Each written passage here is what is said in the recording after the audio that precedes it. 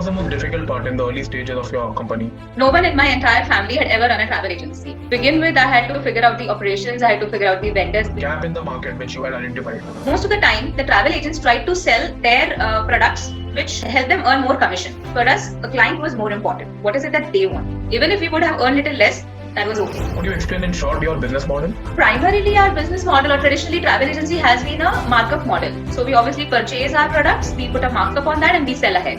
So what would you be doing today? I mean, it wasn't for your company. I don't know what I would be doing really, because this is what I eat, sleep, and drink. But yeah, I love writing, so I would have probably taken up some place in mountains, do gardening, and write some books.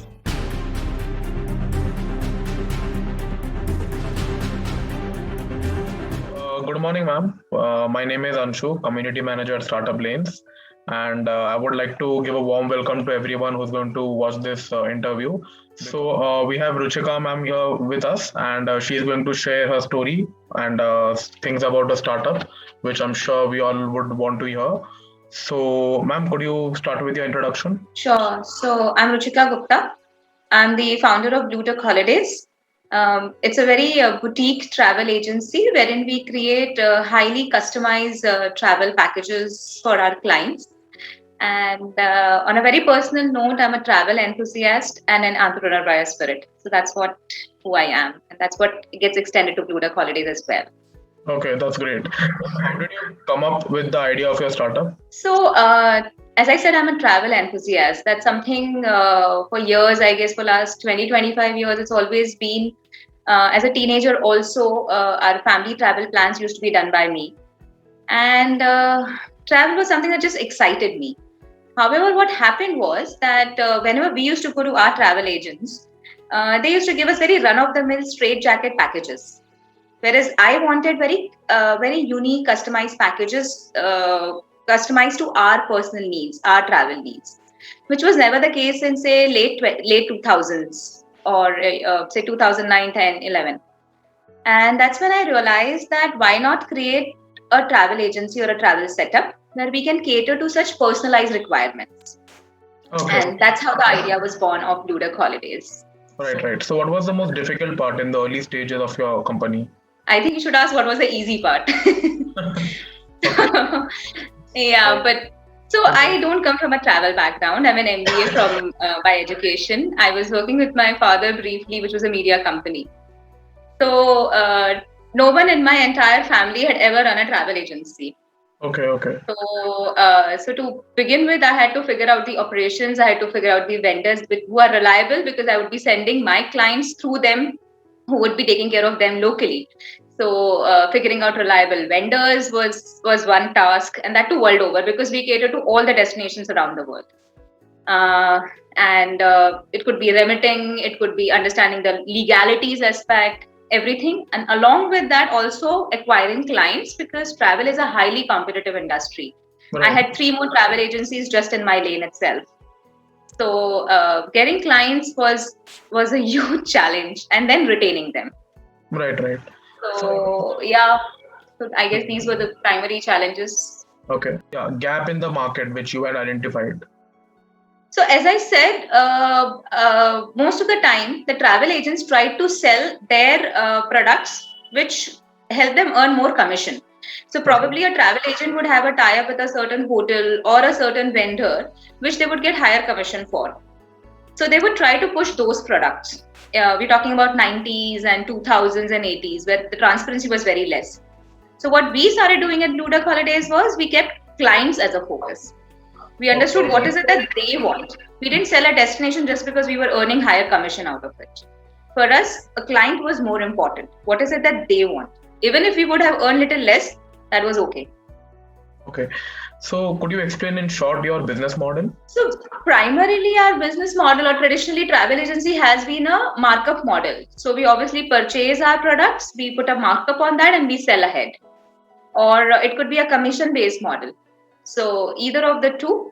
However, 2 years back, we started a new vertical called travel consultancy. So what we realized over the years was that people are coming to us because they wanted to figure out how to plan their travel. There was just too much information available online. They could do the bookings online, but they wanted to know how many days, say, for example, stay in Rome.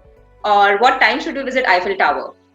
And where should we visit Iceland? Should we do glacier caving? Should we not do glacier caving? Should we do Burj Khalifa 124th floor or a higher floor? So these were the questions they had. And we came in as a consultant. So then we started charging people a consultancy fee, irrespective of whether you book with us or you don't book with us. So we'll create your itineraries, your customized, crafted itineraries, and you pay us an X amount, irrespective of whether you book with us or not. So that's a third model we started about 2 years back, I think 2019. It received warm response, because Indians are not used to paying immediately for a service. Right. So, but I think that's a model that will go a long way. Okay. And what are the products or services that you offer? Anything and everything under the sun, from the time you leave your home till the time you're back home. So it could be hotels, it could be sightseeing, it could be visa, insurance, rail Europe, Japan rail pass, could be anything, yeah. Okay. Anything, as I said, from the time you leave your home till the time you're back can be arranged by us. Got it. So why do you think, ma'am, that your customers choose your services? I mean, how is it and what is there? I mean, why do they choose you? That's a very good question. That's a question I keep asking myself because that's very important. I guess they keep coming back to us because, as I said, we keep them as our focus. Mm-hmm. Our motto at Blue Duck Holidays is that travel is personal and so is our planning. Great. So we look at them. Sometimes we even understand their requirement better than them. So, for example, a client came to me and he said we were planning his honeymoon, and it was Italy, a 15 days travel. And I had already given him Florence as a quote. And he came back to me and said that, you know what, I want Tuscany because that's very romantic. So then I explained to him that Tuscany is Maharashtra and Florence is Mumbai. And which I have already given to you.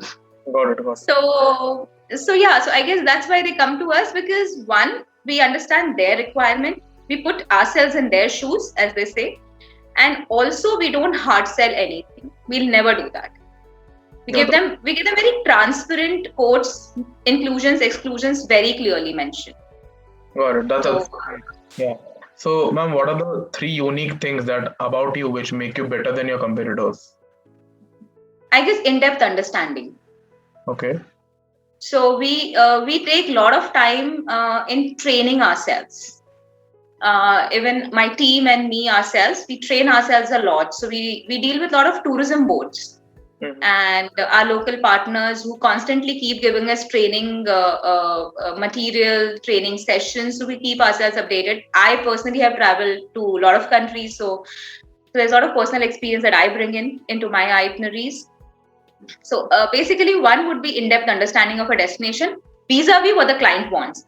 So a same destination could be sold differently to 2 different set of clients, maybe a senior citizen or maybe youngsters or a backpacking trip.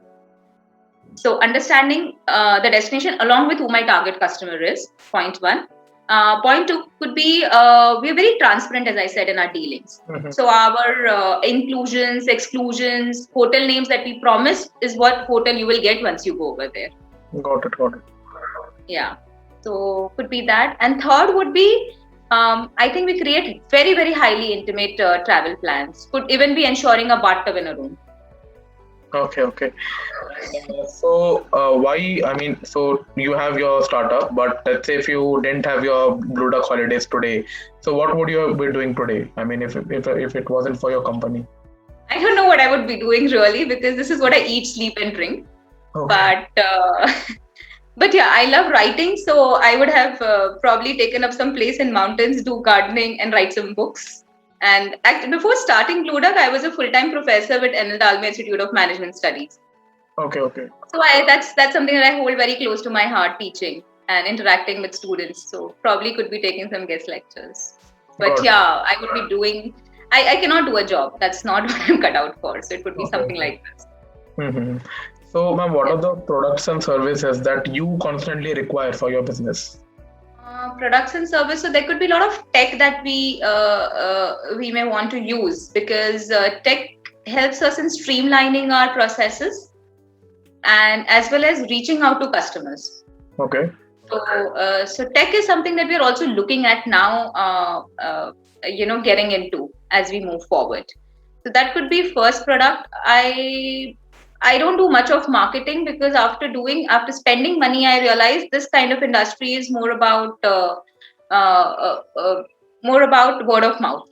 Right, right. So it's a very reference based industry that we work with. So I have stopped creating advertisements because we are very very niche product that we sell.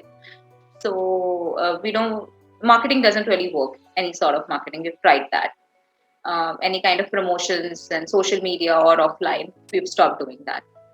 Okay. So these are the product services, I think. Yeah. Apart from that, of course, we have our own airlines and uh, destinations and all which we sell. Those could be the other area. Yeah, that's great to hear. So, what are the recent and long-term plans of your startup? So it's been a while that we've been thinking about extending our current portfolio to experiential activities. If today, how about having a dinner, a candlelight dinner with your partner under the skylit sky, say in the mountains in Manali? So something like that, cooking with some locals, going on some very offbeat trails. So we want to add more experiential activities to our portfolio. Probably a tea tasting in Japan with a very local community, or learning some local dance forms, or potteries, or anything. So these are the kind of experiential activities that we want to expand into, because we've been getting a lot of requirement for that now. People want to explore travel rather than just putting some tick marks in their bucket list. Fair enough. So that's the current extension to our current portfolio that we're doing. Other than that, we want to say diversify into travel tech. So there are a few ideas that we've been brainstorming on, and hopefully soon we should have something new on a travel tech front, because travel tech is about scale, is also about reaching out to people across geographies. So some ideas on that front, that would be a long-term plan. Okay. Are you raising any external funds or willing to raise any in the near future? Yes, for sure. For travel tech product that I'm talking about, the diversification that we wish to do, for that, yes. Okay. And just one last question would be that what is your feedback on our startup lanes? It's an amazing community, and I like the support that they give to each other, and how across geographies you operate. So, and very professional. So that's what I like about startup tech. Yeah, sure. Thank you, ma'am. Thank you for your time. Thank you for those kind words. And we wish you and your organization all the best. Thank you. Thanks a lot. Thanks, Anshu.